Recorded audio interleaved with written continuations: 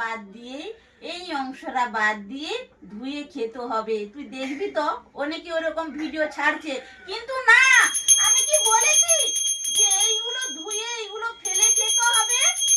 আমি তো ওইসব বলি না, আমার মঙ্গলা মাকেও তো আমি বলি না। অনেকে দেখাচ্ছে ওইরকম মোবাইলে যে এইগুলো ফেলে খেতে হবে ধুয়ে, কিন্তু